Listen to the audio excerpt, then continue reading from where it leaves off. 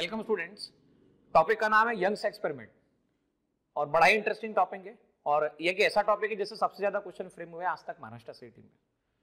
ना सिर्फ महाराष्ट्र सीईटी, आप बोर्ड के एग्जाम की बात करेंगे तब भी आपकी बहुत ही इंपॉर्टेंट टॉपिक है और अच्छा खासा वेटेज करता है।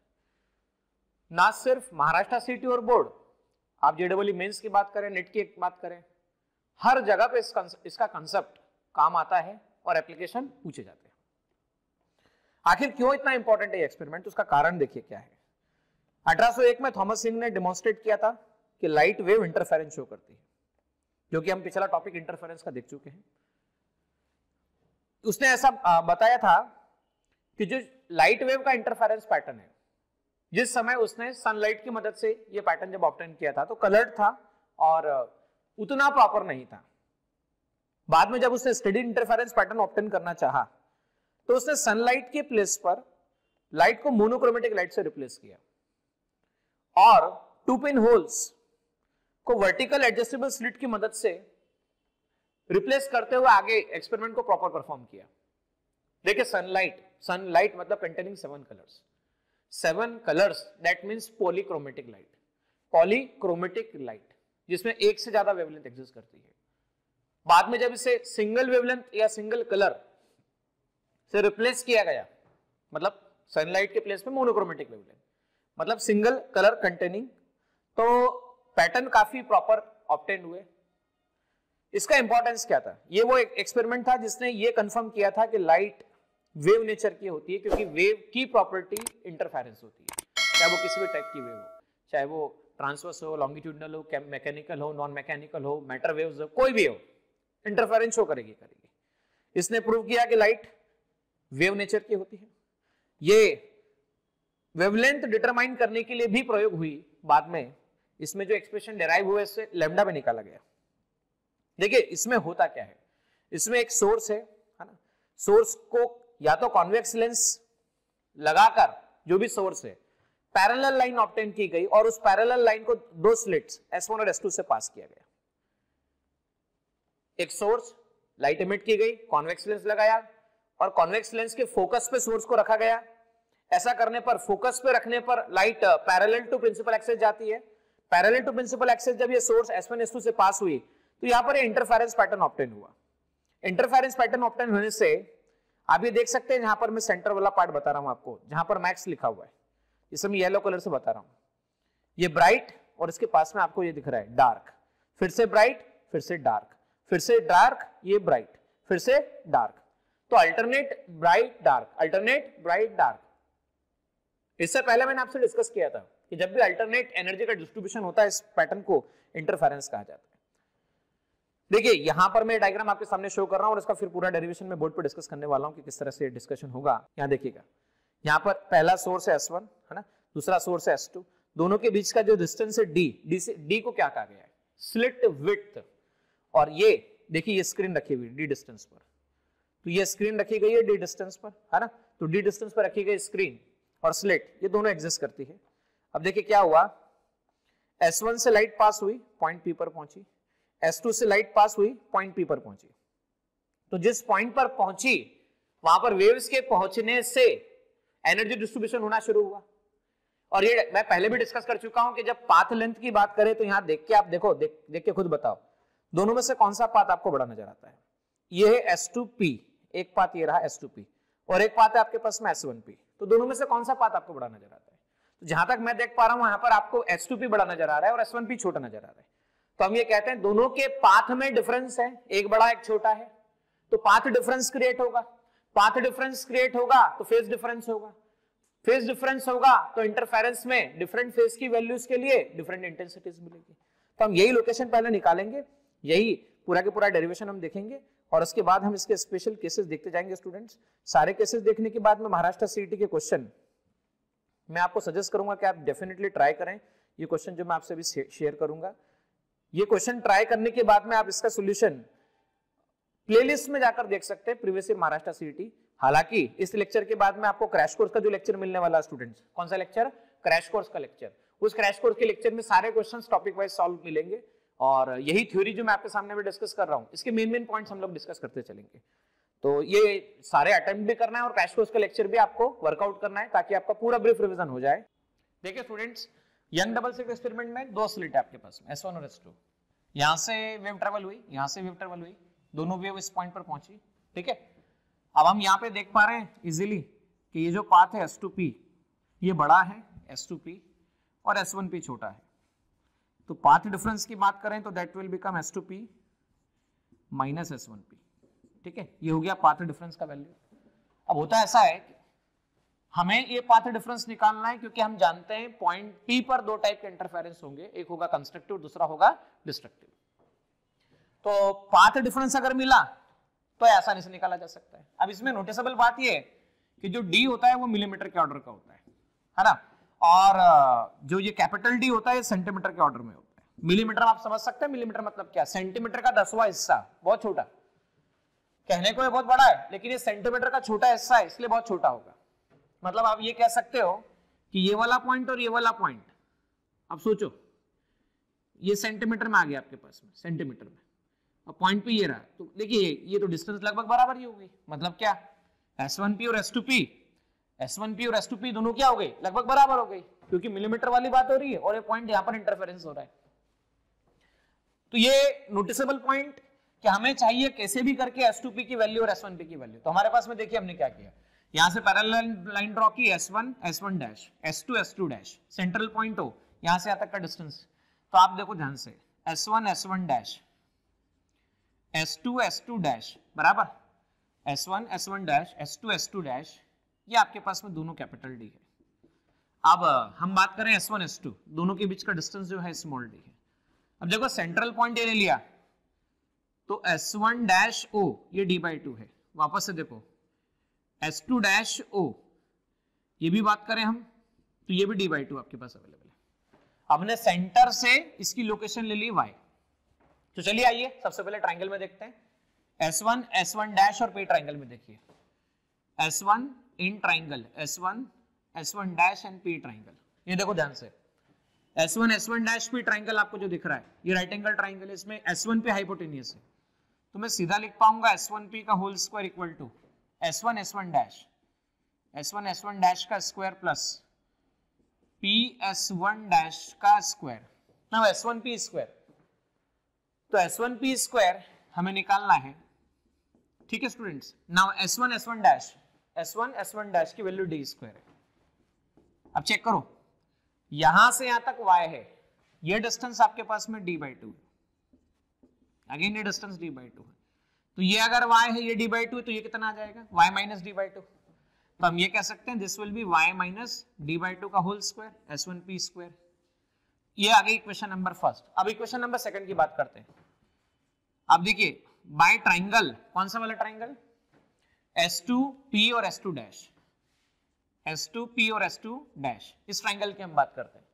तो इसमें S2P ये ट्रायंगल आ गया आपके पास में, S2P का स्क्वायर इक्वल टू कितना, S2 S2 dash, S2 S2 dash का square plus P S2 dash, P S2 dash, इसका स्क्वायर इसे लिखा जा सकता है। तो हम ये कह सकते हैं S2P का square equal to S2 S2 dash, है ना। तो ये आ गया आपके पास में D, और P S2 डैश मतलब देखो यहां से P S2 डैश, तो d/2 प्लस y, तो आपके पास आ गया y प्लस d/2 का होल स्क्वायर। इसे इक्वेशन नंबर सेकंड कहा जा सकता है, ठीक है। अब हमें डिफरेंस चाहिए, किसका चाहिए, S2P माइनस S1P। तो देखिए S2P का स्क्वायर माइनस S1P का स्क्वायर, सेकंड माइनस फर्स्ट किया हम लोगों ने, तो क्या हो जाएगा, S2P का स्क्वायर माइनस S1P का स्क्वायर। तो ये आ जाएगा S2P कितना आपके पास में, d square plus y plus d/2 का whole square minus d square minus d/2 y minus d/2 का होल स्क्वायर। इसे ऐसा लिखा जा सकता है।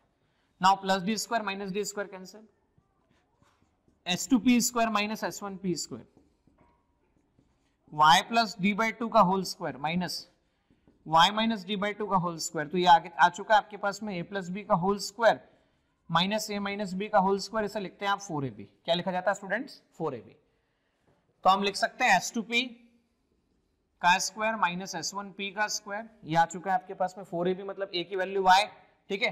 तो 4 इंटू y इंटू d/2 आप ऐसा लिख सकते हैं आप S2P माइनस S1P और S2P प्लस S1P, इससे आप लिख सकते हैं पाथ डिफरेंस। और मैंने अभी डिस्कस किया कि ये सेपरेशन बहुत छोटा होता है, बहुत मिलीमीटर के ऑर्डर का, तो S1P और दोनों S2P दोनों की वैल्यू नियरली इक्वल टू आपके पास में D होती है, ठीक है, क्योंकि सेपरेशन बहुत छोटा है।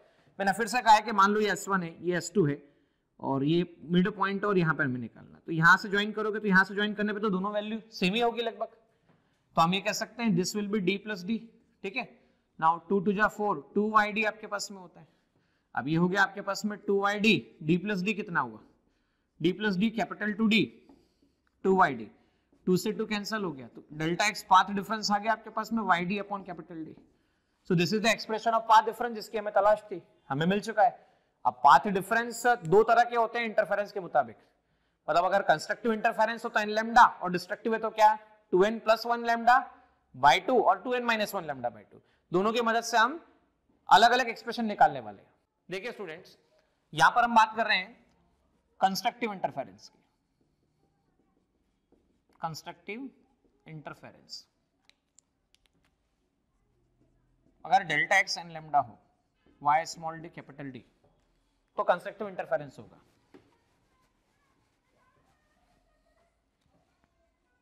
Delta x equal to n lambda y small d upon capital D. तो y की वैल्यू क्या होगी, y इक्वल टू लिखा जाएगा n lambda D upon small d. अच्छा, y का मतलब क्या है भाई, कंस्ट्रक्टिव इंटरफेरेंस है, मतलब वहां पर बनने वाला ब्राइट है, ठीक है। अगर ब्राइट है तो ये उस nth ब्राइट की पोजीशन हो गई, इसे कहेंगे पोजीशन ऑफ nth ब्राइट, ये nth ब्राइट की पोजीशन होगी। Position of which bright, nth bright.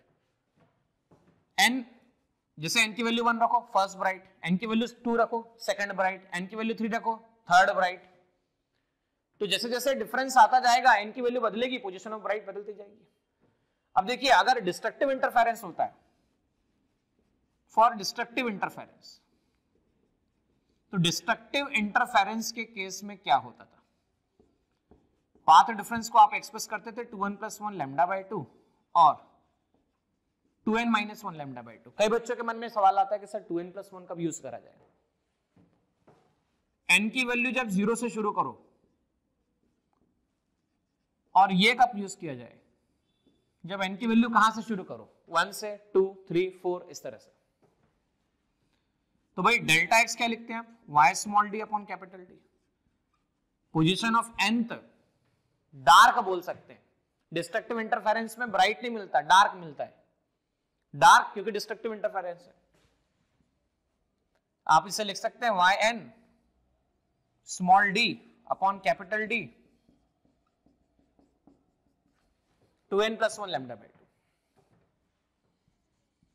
2। yn equal to कितना आ जाएगा, इसे लिखा जाएगा 2n plus 1 lambda capital D upon 2d। ये आ गई position of nth bright dark, है ना। तो ये आ चुका है position of nth bright, position of nth dark. n की वैल्यू 0 रखो तो lambda capital D small d upon 2d। तो पैटर्न बनता कैसा है एक्चुअलिटी में, तो पैटर्न का फॉर्मेशन कुछ इस तरह से होता है। सेंट्रल वाला पॉइंट जो आपके पास होगा ना, वो पॉइंट कैसा होगा, देखो ध्यान से थोड़ा सा, ये रहा सेंटर पॉइंट। तो भाई यहां से भी वेव पहुंचे और यहां से भी वेव पहुंचे, तो देखो सेंटर पॉइंट पर आप देख सकते हो S1O that is equal to S2O। S1O minus S2O जब डिफरेंस निकालेंगे तो आप पाथ डिफरेंस 0 आ जाएगा। जब भी पार्ट डिफरेंस 0 होता है तो delta phi 2 pi by lambda into delta x के हिसाब से डेल्टा फाई निकालने जाओगे तो आंसर डेल्टा फाई 0 आएगा। और जब भी फेज डिफरेंस 0 होता है तो मैक्सिमम होता है। तो सेंटर पोजीशन आपको मिलने वाला है ब्राइट, ठीक है, ये ब्राइट मिला। इसके बाद इधर की तरफ जो मिलने वाला पोर्शन है वो डार्क है, दिस इज डार्क। मैं अभी स्क्रीन पे ले चलता हूं आपको और बोर्ड पे भी डिस्कस करूंगा और स्क्रीन पे भी डिस्कस करूंगा। फिर से ब्राइट, फिर से डार्क, वापस से देखिएगा, फिर से ब्राइट, फिर से डार्क। तो alternate white, bright and dark, ये इस तरह से मिलता जाएगा। तो बच्चों बात ऐसी है कि भाई ये आपके पास में मान लीजिए ब्राइट है, तो इस ब्राइट के सेंटर से दूसरे ब्राइट के सेंटर तक का डिस्टेंस जो होगा इसे फ्रिंज विड्थ कहा जाएगा। या हम कह सकते हैं इस ब्राइट से इस ब्राइट के बीच का डिस्टेंस, सेंट्रल ब्राइट से फर्स्ट ब्राइट के बीच का डिस्टेंस क्या कहलाया? Fringe width. क्या कहलाया? Fringe width. तो आइए फ्रिंज विड्थ की डेफिनेशन क्या है भाई? n+1 माइनस yn जब किया जाए तो इसे फ्रिंज विड्थ कहा जाएगा। yn+1 तो n के प्लेस पे क्या लिखना है? n+1 lambda capital D small d, n lambda capital D upon small d, beta ये आ गया n+1 माइनस n, n से n कैंसिल हो गया, तो फ्रिंज विड्थ की value lambda capital D upon small d है। अब यहां नोटिस करना है इस बात को भाई, सेम हम बात करें फ्रिंज विड्थ की डेफिनेशन, तो हमने बोला कि दो ब्राइट के बीच का, एडजेसेंट ब्राइट के बीच का डिस्टेंस क्या है? फ्रिंज विड्थ है। वैसे ही दो एडजेसेंट डार्क के बीच का डिस्टेंस क्या कहलाएगा? Fringe width. yn+1 minus yn, yn+1 कितना होगा? तो 2, n के प्लेस पे n+1 प्लस 1 है ना, lambda capital D upon small 2d minus twice n+1 lambda capital D upon small 2d, lambda capital D upon small 2d 2n + 2 + 1 minus 2n minus 1। तो यहां से फर्क क्या पड़ा? फर्क ये पड़ा कि बीटा आ चुका है आपके पास में फॉर डार्क। डार्क की फ्रिंज विड्थ आपने निकाली है और ये जो फ्रिंज विड्थ आपने निकाली है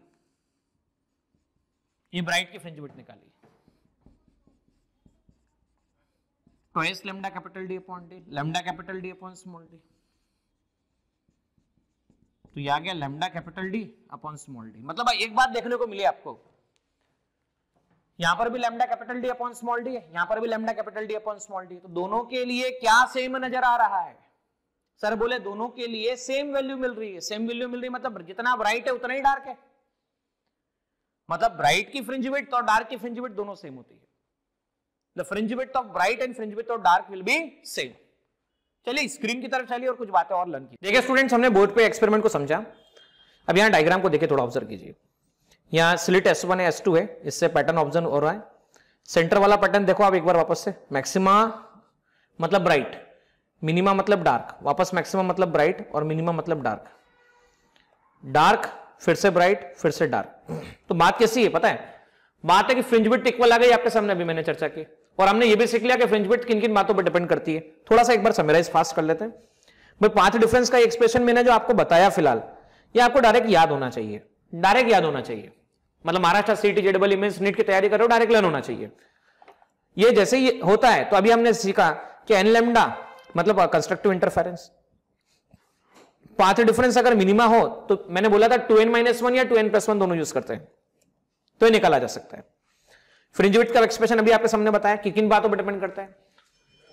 सो फ्रिंज विड्थ डिपेंड करती है कैपिटल D, मतलब सोर्स और स्क्रीन के बीच का डिस्टेंस। ये बढ़ाओगे फ्रिंज विड्थ बढ़ेगा, ये कम करोगे फ्रिंज विड्थ कम होगा। वेवलेंथ चेंज करोगे ना, वेवलेंथ, तो वेवलेंथ के बदलने से फ्रिंज विड्थ बदलेगा, और स्लिट जितना छोटा करोगे फ्रिंज उतना बेहतर बनेगा। इसलिए अगर हमें स्टेडी इंटरफेरेंस पैटर्न ऑब्टेन करना है, जो कि मैं भी कंडीशन डिस्कस कर रहा हूं आप लोगों से, सुनना, जितना D बढ़ा दोगे उतना बेहतर होगा, जितना D बढ़ाओगे उतना बेहतर होगा, जितना स्लिट छोटी करोगे उतना अच्छा फ्रिंज मिलेगा। जितना सिंगल कलर यूज करोगे, सिंगल कलर, तो क्या होगा? सिंगल कलर यूज करोगे स्टेडी इंटरफेरेंस पैटर्न मिलेगा। अच्छा सर व्हाइट कलर यूज करेंगे तो क्या होगा? व्हाइट कलर यूज करेंगे तो सेंटर पे ब्राइट व्हाइट मिलेगा। वापस सुनना, सेंटर पे क्या मिलेगा? ब्राइट व्हाइट मिलेगा। सर मतलब क्या? पर अगर आपने केवल एक ही कलर यूज किया, रेड कलर यूज किया, तो सेंटर पे ब्राइट रेड मिलेगा, चमकीला रेड, चमकीला लाल। अब यहां सफेद लाल है ना, चमकीला लाल, सफेद लाल, ब्लू यूज किया तो चमकीला ब्लू, ब्राइट ब्लू। समझ में आ रही बात क्या बोल रहा हूं? तो एक ब्राइट का मतलब हमेशा चमक मत समझना, ब्राइट का मतलब कंस्ट्रक्टिव इंटरफेरेंस वहां पर हो रहा है। देखो क्या लिखा हुआ है, in the interference pattern the distance between any two successive band is equal to distance between two successive dark band. तो ब्राइट और इनकी फ्रिंज विड्थ इक्वल होती है। अब ये इमर्जिंग एयर पे जब भी किसी मतलब ये सेटअप जो है, सेम सेटअप को अगर आपने एयर में किया तो क्या होगा, fringe width mu times decrease हो जाती है। मैं डिस्कस भी करूंगा बोर्ड पर। और कभी कभी ऐसा भी होता है बच्चों, जैसे देखिए आपने क्या कहा है, if the interference experiment is carried with the bichromatic light. भाई बाइक्रोमेटिक लाइट मतलब ऐसी लाइट ली जिसमें दो कलर, ठीक है, कितने कलर है, दो कलर है, दो कलर है मतलब वेवलेंथ लैम्डा 1 वेवलेंथ लैम्डा 2। तो जो दो कलर है उनकी वेवलेंथ जब कोइंसाइड करती है ना, तो कोइंसाइड किस कंडीशन के लिए करती है, कोइंसाइड करने का मतलब पोजीशन सेम हो जाना। कोइंसाइड करने का मतलब क्या होना, पोजीशन सेम हो जाना।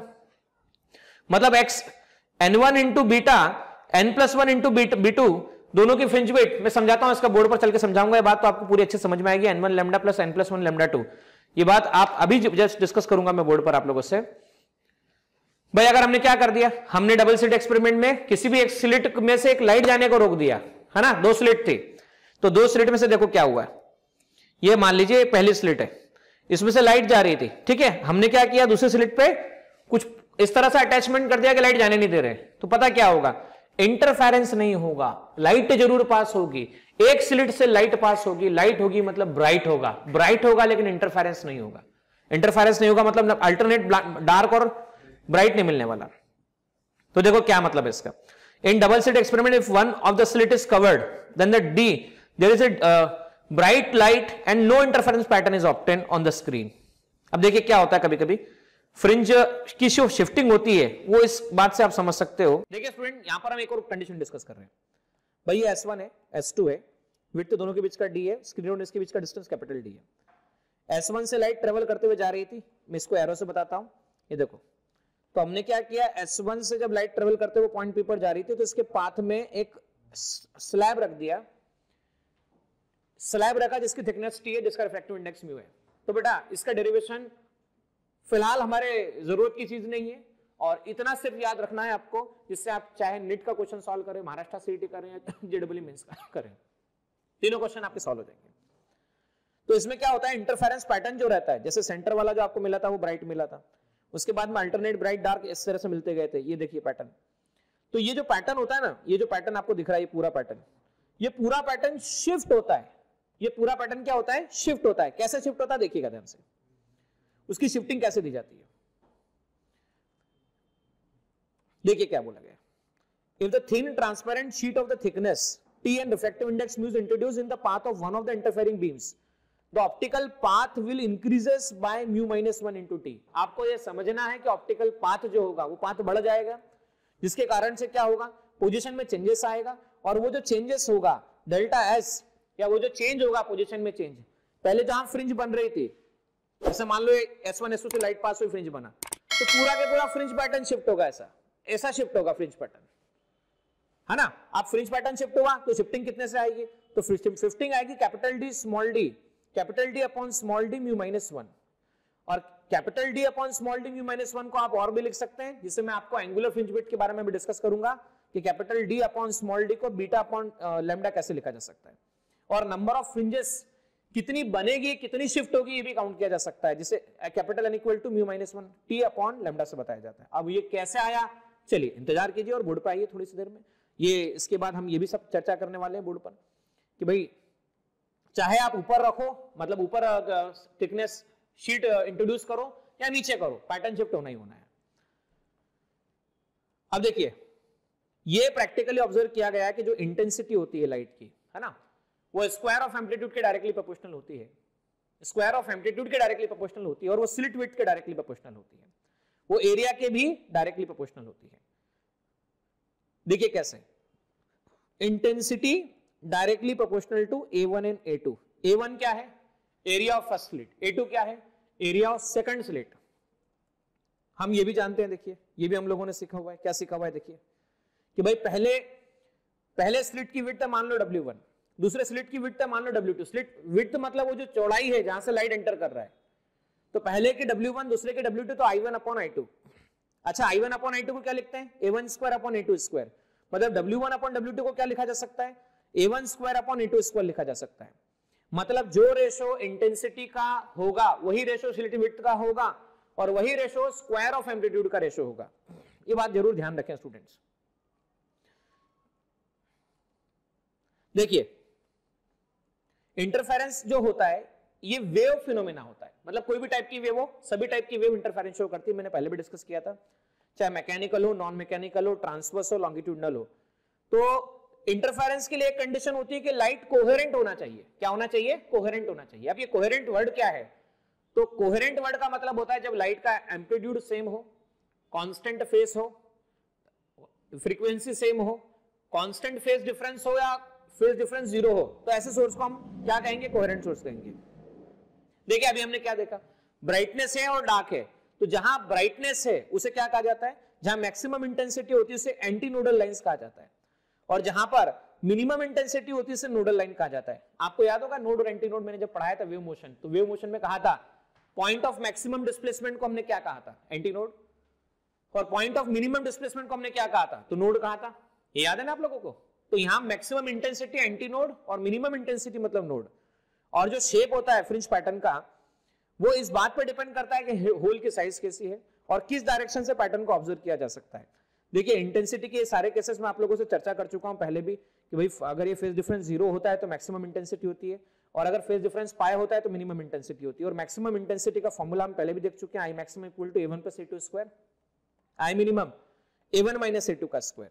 और मैक्सिमम और मिनिमम इंटेंसिटी जब आप निकालने जाएंगे तो उनका रेशियो A1 + A2 का whole square divide by A1 - A2 का होल स्क्वायर, इस तरह से बताया जाता है।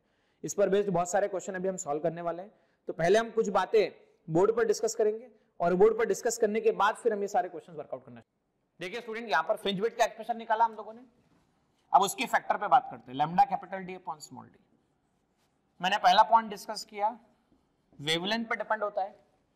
कोई आपसे ऐसा पूछे VIBG YOR विबग्योर पैटर्न में, वॉयलेट कलर का वेवलेंथ 4000 एंगस्ट्रॉम होता है, ठीक है, येलो कलर का वेवलेंथ 5500 एंगस्ट्रॉम होता है, और रेड कलर का वेवलेंथ आपके पास में 7800 एंगस्ट्रॉम होता है।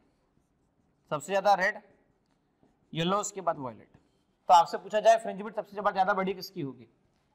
डायरेक्टली प्रोपोर्शनल टू, तो रेड, उसके बाद फ्रिंज विड्थ जो होगी वो येलो कलर की होगी, और फ्रिंज विड्थ जो होगी वो वॉयलेट कलर की होगी। तो 3 कलर की फ्रिंज विड्थ आपको सबसे ज्यादा मिलने वाली है, पहला रेड का, दूसरा येलो का, और तीसरा वॉयलेट कलर का। अब देखो क्या होता है, सेकंड फैक्टर पे आप देखो, जितना ज्यादा आप सोर्स और स्क्रीन के बीच का डिस्टेंस रखोगे ना, तो उतना बेहतर स्टडी इंटरफेरेंस पैटर्न ऑब्टेन होने वाला है।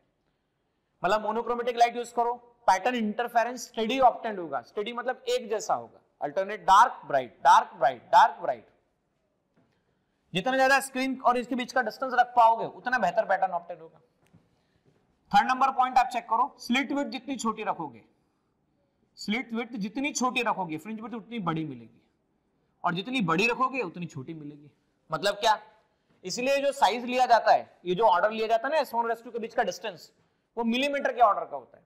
पता है कितने ऑर्डर का होता है? मिलीमीटर के ऑर्डर का होता है, और मिलीमीटर बहुत छोटा होता है स्टूडेंट्स, इसलिए इसे छोटा रखा जाता है। मतलब मोनोक्रोमेटिक लाइट प्रेफर की जाती है, मोनोक्रोमेटिक जो लाइट होती है वो प्रेफर की जाती है ताकि प्रॉपर तरह से ब्राइट और डार्क मिले। अब मान लो वहां से सनलाइट ले लिया या व्हाइट लाइट इंट्रोड्यूस कर दिया, तो व्हाइट लाइट में क्या होगा भाई? व्हाइट लाइट हो या कोई भी लाइट हो, हर तरह की वेवलेंथ के लिए आप चेक करो S1O और S2O का पाथ क्या है भाई? फॉर ऑल वेवलेंथ, मैं फिर से रिपीट कर रहा हूं, फॉर व्हाट? ऑल वेवलेंथ क्या सेम है? S1O और S2O सेम है, मतलब पाथ लेंथ सेम है। तो दोनों के बीच का डिफरेंस क्या आएगा भाई? दोनों के बीच का डिफरेंस तो पाथ डिफरेंस तो 0 ही आने वाला है ना।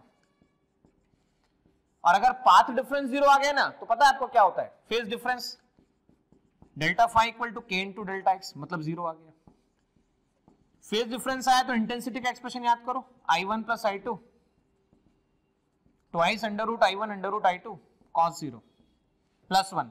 और मजे की बात यह है कि स्लिट की विड्थ सेम होती है, विड्थ सेम होती है मतलब इंटेंसिटी सेम होती है। स्लिट विड्थ सेम बोला मतलब इंटेंसिटी सेम बोला, इंटेंसिटी सेम बोला मतलब I cos 0 +1।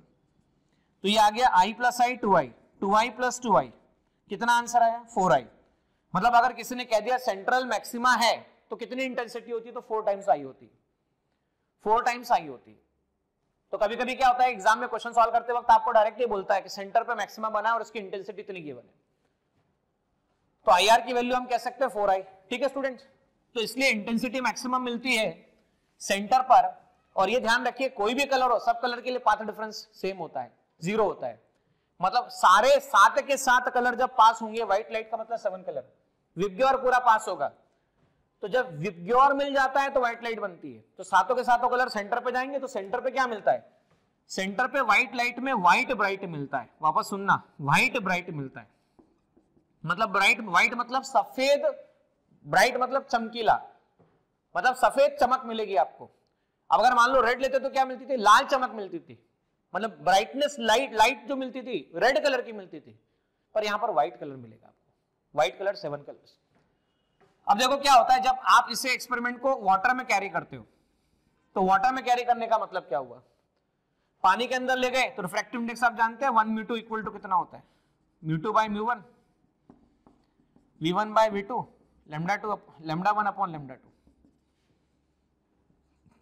भाई मान लीजिए पहला मीडियम एयर है, एयर में वाटर में, तो भाई मान लेता हूं रिफ्रैक्टिव इंडेक्स ऑफ वाटर है, एयर का रिफ्रैक्टिव इंडेक्स तो 1 होता है, तो वाटर के अंदर जो वेवलेंथ होगा वो क्या होगा, वो wavelength in water given as wavelength in air divide by refractive index of water. Fringe width in air को बताते हैं lambda in air capital D upon small d, equation first. मान लीजिए वाटर ले लेता हूं, lambda in water capital D upon small d, equation second बना लेता हूं। अब दोनों का रेशो, मतलब मुझे तो फ्रिंज विड्थ तो इन वाटर चाहिए, divide by fringe width in air की हम बात कर रहे हैं, तो हम क्या करेंगे, वाटर में निकालना तो lambda water capital D upon small D, lambda air capital D upon small D, इसको कैंसिल किया, lambda water upon lambda air का रेशो कितना आता है, वाटर अपॉन एयर का 1 अपॉन म्यू आता है। तो वाटर में जो होता है और एयर में जो होता है इसका रेशो 1 अपॉन म्यू होता है। तो हम ये कह सकते हैं सीधा सीधा water that is equal to air divide by आपके पास में म्यू आने वाला है। So this is going to be fringe width in water divide by fringe width air में, जो फ्रिंज विड्थ उसके इसका म्यू टाइम्स डिक्रीज हो जाता है, जो भी होगा उसका म्यू टाइम्स डिक्रीज हो जाएगा, मतलब डिक्रीमेंट ही आने वाला है, इंक्रीमेंट नहीं आने वाला है। देखिए आप टर्म समझने की जरूरत है, एंगुलर फ्रिंज विड्थ, ये भी एक इंपॉर्टेंट टर्म होता है जहां पर वर्ड यूज होता है angular fringe width, fringe width लेकिन एंगुलर। अब देखो एंगुलर फ्रिंज विड्थ कैसे समझ पाएगा, सेंटर से मैंने ब्राइट के जो बना हुआ है उसका सेंटर ले लिया, इस ब्राइट के सेंटर से अगले ब्राइट का सेंटर ले लिया, तो ये इस ब्राइट के सेंटर से अगले ब्राइट का सेंटर क्या आ गया, फ्रिंज विड्थ आ गया। तो कितना एंगल बन रहा है, एंगल बन रहा है, तो एंगल इक्वल टू क्या होता है, तो बोले sir angle equal to arc upon radius, angle theta, arc length कितना बीटा, रेडियस कितना, ये सेपरेशन जो है, सेपरेशन कितना है डी है, तो एंगुलर फ्रिंज विड्थ को बताया जाता है बीटा अपॉन डी से। अच्छा थीटा बीटा को क्या लिखते हैं बताओ मुझे थोड़ा ध्यान से, lambda capital D upon small D, D से डी कैंसिल हो गया तो थीटा, एंगुलर फ्रिंज विड्थ को क्या लिखा जाएगा, लैम्डा अपॉन स्मॉल डी। तो एंगुलर फ्रिंज विड्थ में एक बात नोटिस करना बेटा, अगर सेम फ्रिंज विड्थ आप एयर में निकाल रहे हो तो लैम्डा इन एयर लोगे, मान लो मीडियम में निकालोगे तो lambda in medium divide by आपके पास में डी लोगे। तो मीडियम में एंगुलर फ्रिंज विड्थ, एयर में एंगुलर फ्रिंज विड्थ, दोनों को डिवाइड करोगे तो lambda M upon lambda air आ जाएगा, जिसे 1 अपॉन mu refractive index of that particular medium कहा जाएगा। मतलब मीडियम में भी एंगुलर फ्रिंज विड्थ आप निकालने गए तो एयर के कंपैरिजन में इसकी वैल्यू म्यू टाइम्स डिक्रीज होती है, ये ध्यान रखिएगा, एयर के कंपैरिजन में इसकी वैल्यू म्यू टाइम्स डिक्रीज होती है, ये कभी ना भूलें, ये ध्यान रखें आप। अब देखिए क्या होता है, जब इसके रास्ते में आपने कोई ऐसी शीट रख दी जिसकी थिकनेस टी और रिफ्रैक्टिव इंडेक्स म्यू है, तो पूरा जो पैटर्न होता है वो चेंज होता है, शिफ्ट होता है। अब शिफ्टिंग जो पैटर्न की होती है डेल्टा एस, जिसे मैं डेल्टा एस कह रहा हूं, वो दी जाती है capital D upon small D mu minus 1 into T, capital D upon small D mu minus 1 into T, ये होता है आपके पास में पैटर्न शिफ्टिंग का। अब ऐसे समझ के चलना बेटा कि पूरा फ्रिंज विड्थ 20 सेंटीमीटर शिफ्ट हो गया, मान लो ऐसा है कि पूरा फ्रिंज विड्थ कितने सेंटीमीटर शिफ्ट हो गया है, 20 सेंटीमीटर शिफ्ट हो गया, समझना। और एक सिंगल फ्रिंज विड्थ की वैल्यू आपके पास में 5 सेंटीमीटर है, तो बताओ कितनी नंबर ऑफ फ्रिंज के बराबर शिफ्ट हुआ, कितनी नंबर ऑफ फ्रिंज के बराबर शिफ्ट हुआ, तो आप कैसे निकालोगे कि भाई total shifting divide by beta, total shifting कितनी है 20 डिवाइड बाय बीटा कितना है 5, तो आंसर कितना आएगा 4। तो ऐसे निकालने का तरीका क्या होगा, डेल्टा एस अपॉन बीटा, ये आपके पास में एन की वैल्यू आएगी, capital D upon small D mu minus 1 upon T. Now beta कितना है, lambda capital D upon small d, capital D small d, capital D small D cancel, तो number of कितनी फ्रिंजेस के बराबर वो shift होगा अगर वो निकालना है तो इसे mu minus 1 T divide by lambda से निकाला जा सकता है, mu minus 1 multiply by T divide by lambda से निकाला। देखिए स्टूडेंट्स, अब हम कुछ टॉपिक इंटरफेरेंस पर समझने के बाद, यंग डबल स्लिट समझने के बाद में अब बात है कि हम टेक्स्ट बुक की प्रॉब्लम सॉल्व करें। यहां पर टेक्स्ट बुक के हम 2 से 3 प्रॉब्लम, 4 प्रॉब्लम में सॉल्व करेंगे, जो भी टेक्स्ट बुक में जितने भी गिवन है, चाहे वो सॉल्व हो या अनसॉल्व हो। तो देखो एग्जांपल एक तो हम सॉल्व करेंगे 7.3 का, ये एग्जांपल आपके सामने स्क्रीन पर अवेलेबल है। ये सॉल्व होने के बाद में हम एग्जांपल 7.4 सॉल्व करेंगे। ये क्वेश्चन भी आप देख सकते हैं, आप इसे किताब लेके खोल के बैठ सकते हैं, आप किताब लेकर बैठ जाइए, है ना। तो ये मैं आपसे शेयर कर रहा हूं कि कौन कौन से क्वेश्चन हम सॉल्व करेंगे। ये क्वेश्चन होने के बाद में फिर नेक्स्ट हम जो क्वेश्चन सॉल्व करेंगे टेक्स्ट बुक का, वो एक्सरसाइज में ऑब्जेक्टिव में 4th नंबर का प्रॉब्लम है। इस प्रॉब्लम को भी आप पढ़ाने के जस्ट बाद अटेम्प्ट करें, और अटेम्प्ट करने के बाद रुकें, खुद से सॉल्व करें, और उसके बाद में जो मैं वीडियो में सॉल्यूशन दे रहा हूं उस सॉल्यूशन से आप कंपेयर करें। क्वेश्चन नंबर 15 जो कि वापस से यहां पर दिया हुआ क्वेश्चन है, क्वेश्चन नंबर 15, तो ये प्रॉब्लम भी हम डिस्कस करेंगे। 15 के बाद क्वेश्चन नंबर 16 की हम बात करें, this problem we will discuss this problem also. 16 problem discuss हो जाएगा, तो उसके बाद में लास्ट प्रॉब्लम होगा इस चैप्टर का, जो इसमें न्यूमेरिकल्स गिवन है, and that is 20 number question, वो हम चर्चा करने वाले हैं। तो एक बार फिर से देख लीजिए, क्वेश्चन नंबर 20, उसके बाद हम 16, 15, 4th number question, 4th number question के बाद इससे पहले दोनों एग्जांपल्स जो आपके सामने अवेलेबल है, एग्जांपल नंबर 7.3 और एग्जांपल नंबर 7.4। तो चलिए शुरुआत करते हैं, स्क्रीन से बोर्ड की तरफ शिफ्ट होते हैं और क्वेश्चन सॉल्व। देखिए स्टूडेंट्स, यहां पर एग्जांपल 7.1, 7.4 पेज नंबर 172, इसमें ऐसा बोला गया है कि 2 स्लिट है जिनकी विड्थ डी है, पता नहीं कितनी है, उनसे 2 मीटर की डिस्टेंस पर कोई स्क्रीन रखी गई जिस पर 10 ब्राइट फ्रिंजेस बनी है। सेंटर ब्राइट 1 2 3 4 5 6 7 8 9 10, और इन 10 ब्राइट फ्रिंजेस के बीच का डिस्टेंस है 2 सेंटीमीटर। मतलब क्या, ब्राइट का फ्रिंज विड्थ कितना होता है ना, तो 10 ब्राइट के बीच का डिस्टेंस दे रखा है 2 सेंटीमीटर।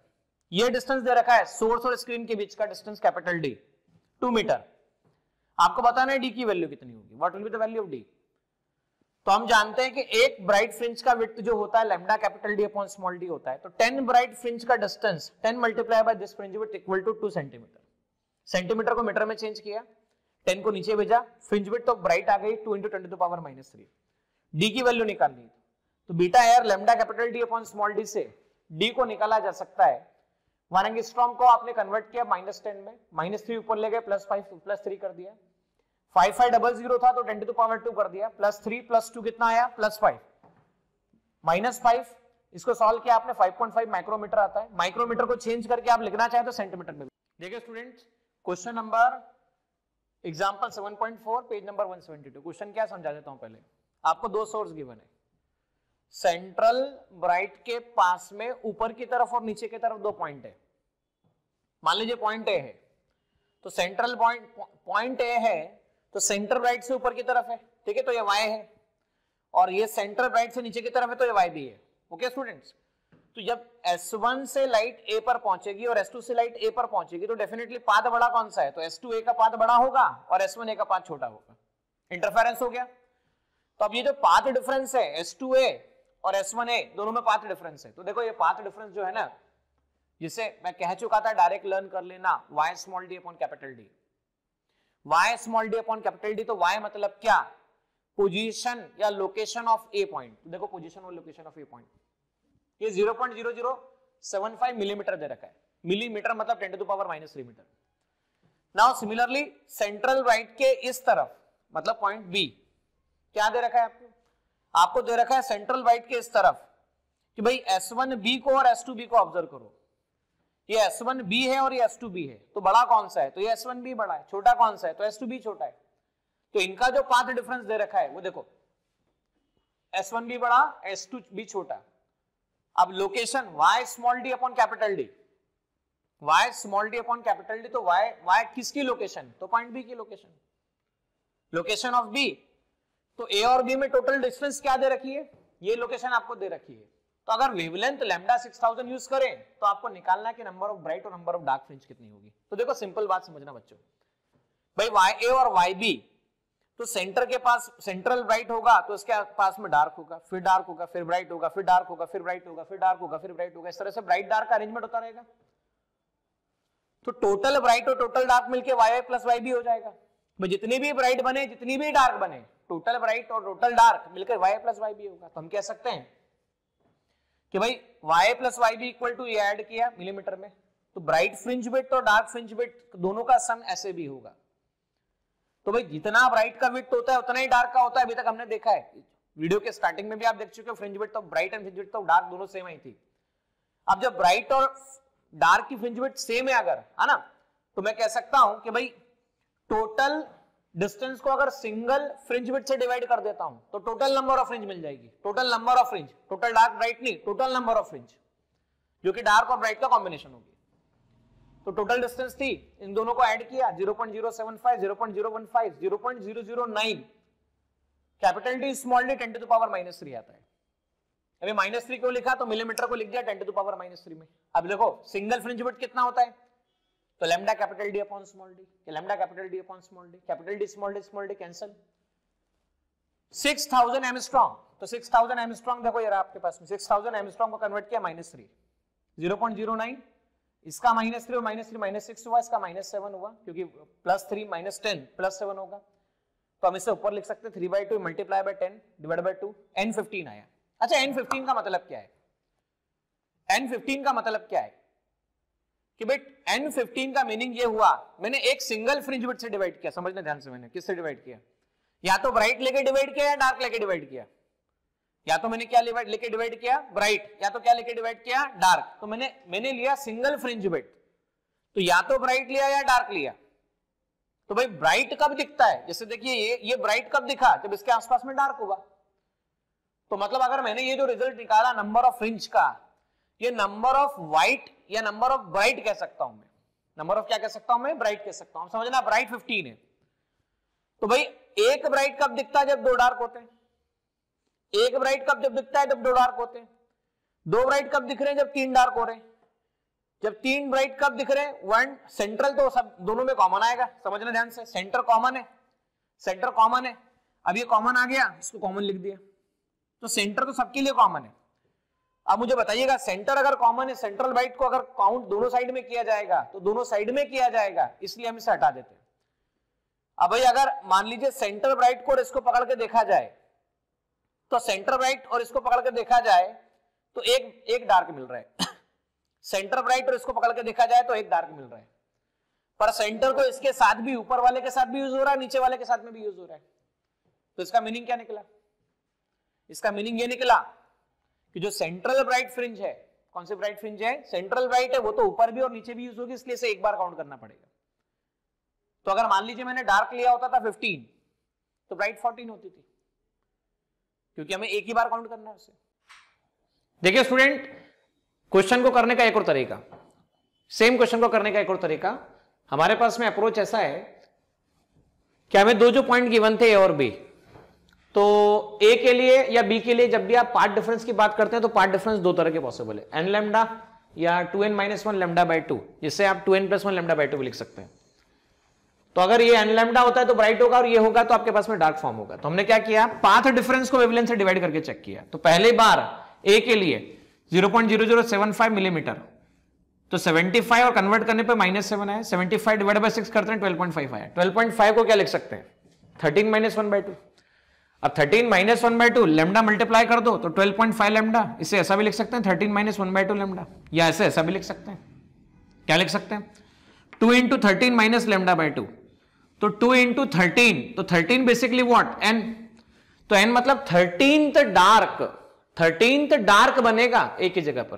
किसकी जगह पर, एक ही जगह पर 13th डार्क। समझना भाई, सेंट्रल ब्राइट, ये देखो यहां से सेंटर, इसे 0th ब्राइट कहते हैं, सेंट्रल ब्राइट को 0th ब्राइट भी कहा जाता है।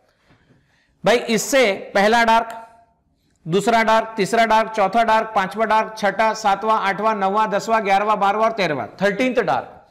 तो 13 डार्क बना दिया। तो 13 डार्क बन गया। अब देखो पाथ डिफरेंस जब सेकंड वाला लिया हम लोगों ने 0.0015 मिलीमीटर डिवाइड बाय 6000 तो 2.5 लैम्डा मतलब 3 - 1/2 और 2 इंटू n-1 क्योंकि हमने इससे मल्टीप्लाई कर दिया लैम्डा बाय 2 कॉमन निकाल लिया लैम्डा से, तो n third bright third dark आ गया। थर्ड डार्क सर क्योंकि ऐसा डार्क क्यों लिया सर भाई -1 के फॉर्म में आ रहा है तो डार्क की बात करेंगे।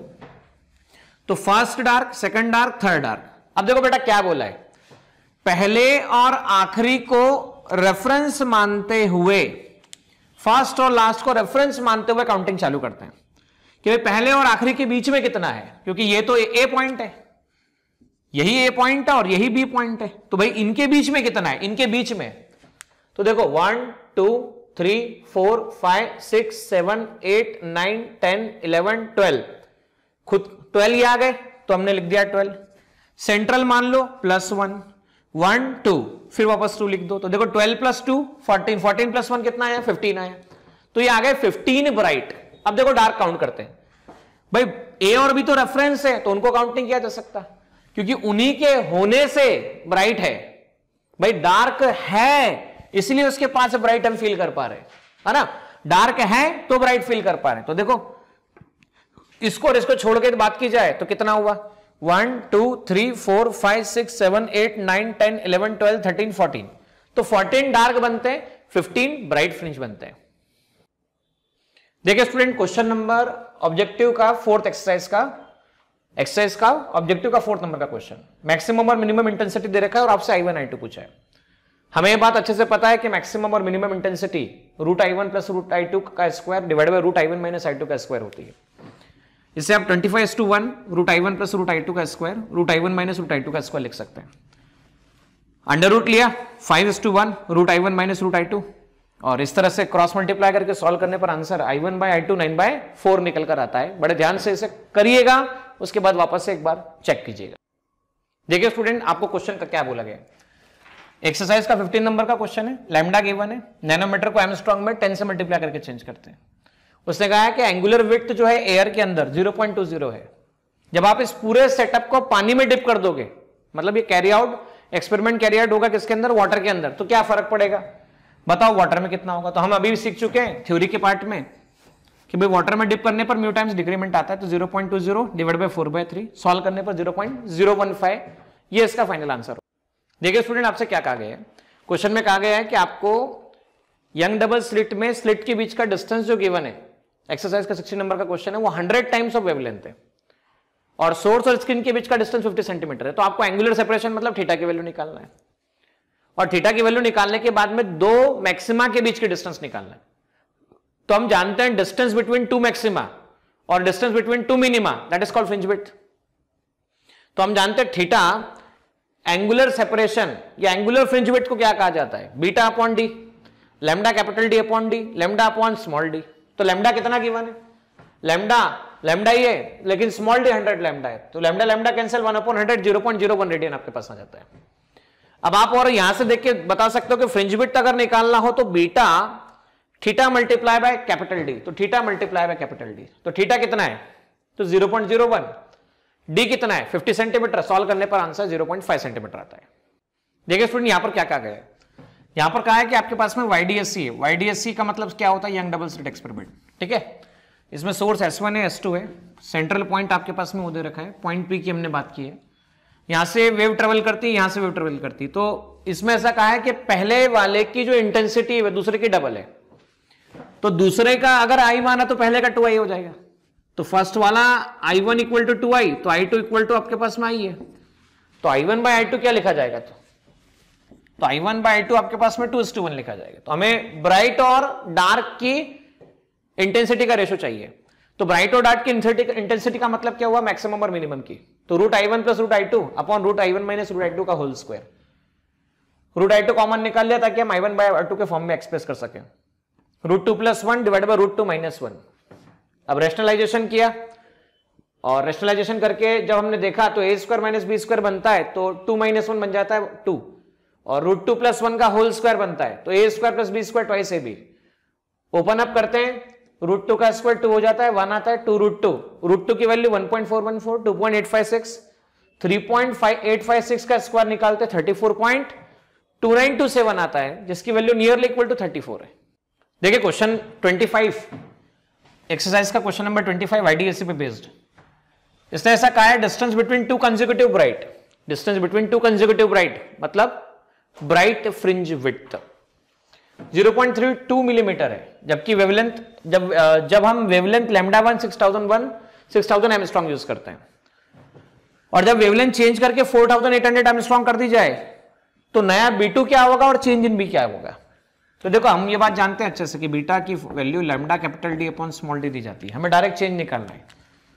तो हम beta 1 equal to lambda 1 capital D upon small D लिख सकते हैं, और beta 2 equal to lambda 2 capital D upon small D लिख सकते हैं। तो बीटा 1 अपॉन बीटा 2 आपके पास कितना आ जाता है, तो lambda 1 capital D upon small D, lambda 2 capital D upon small D, ये कैंसिलेशन हुआ।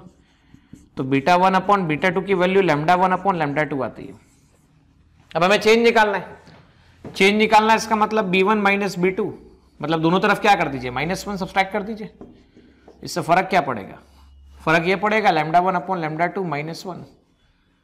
हम चेंज निकालना चाहते हैं, we want to find out change, तो हमें पहले वे लैम्डा 1 था ना, तो पहले के रेस्पेक्ट में निकालना होगा। तो हम ये भी ऐसा भी लिख सकते हैं इसे lambda 2 upon lambda 1 b2 upon b1, इसे ऐसा लिखा जा सकता है। तो लैम्डा 2 अपॉन लैम्डा 1 -1 और b2 अपॉन b1 -1 इस पहले के रेस्पेक्ट में, तो इसे ऐसा लिख सकते हैं b2 upon b2 minus b1 upon b1, lambda 2 minus lambda 1 upon lambda 1।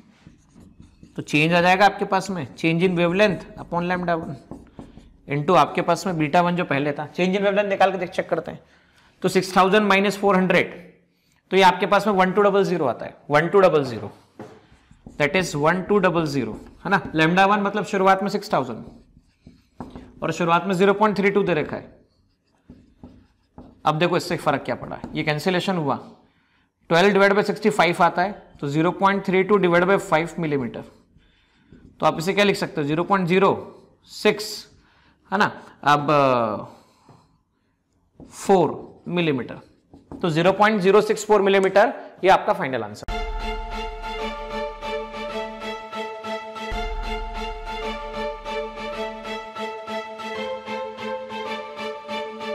पुरोहित अकॅडमी, मेन ब्रांच प्रभात चौक, MJ कॉलेज रोड, लोकमान्य हॉस्पिटलच्या बाजूला, जळगाव, आणि पांडे क्लासेस जवळ, बंधन बँके शेजारी, ट्रॅफिक गार्डनच्या समोर, जळगाव।